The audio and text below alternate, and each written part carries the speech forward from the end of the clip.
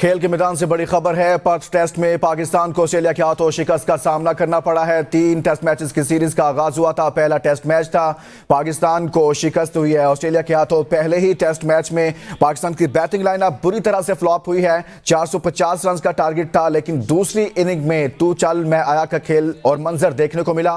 कोई भी बैट्समैन जो है वो जमकर ना खेल सका, कोई इनिंग बिल्ड ना कर सका, कोई पार्टनरशिप ना बिल्ड हो सकी और पाकिस्तान को यूं शिकस्त का सामना करना पड़ा है। 450 रन का हदफ और पाकिस्तान की पूरी टीम सिर्फ 89 रन पर पवेलियन लौट गई है। अगर अदादुशुमार आपके सामने रखें तो इसमें आपको यह भी बताएं कि ऑस्ट्रेलिया साइड की अगर बात करें बॉलिंग लाइनअप में, तो नेथन लियोन ने आज ज़बरदस्त परफॉर्मेंस दी है और उन्होंने आज अच्छी परफॉर्मेंस के नतीजा में पाकिस्तान की टीम को समेटने में अहम किरदार भी अदा किया है।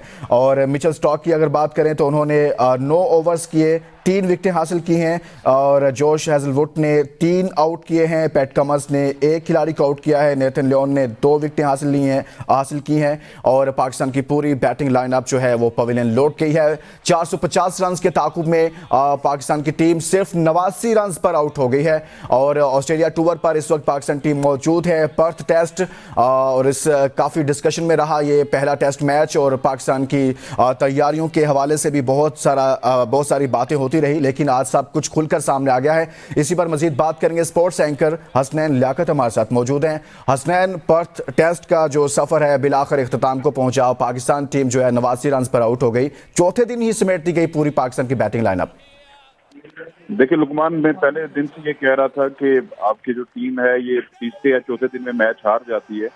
इस मैच में शायद ये लग रहा था कि पाकिस्तान आज का दिन भी, आज के 2 सेशन ये सरवाइव करेगा और उसके बाद कल जाके किसी तरह मैच को ड्रॉ की तरफ लेके जाएगा। लेकिन अनफॉर्चुनेटली आपके पहले ओपनर्स फेल हुए, फिर आपका मिडिल ऑर्डर फेल हुआ और फिर टॉप ऑर्डर के साथ तो ऑस्ट्रेलिया में आप इतनी ज्यादा जो है उम्मीदें वाबस्ता कर नहीं सकते।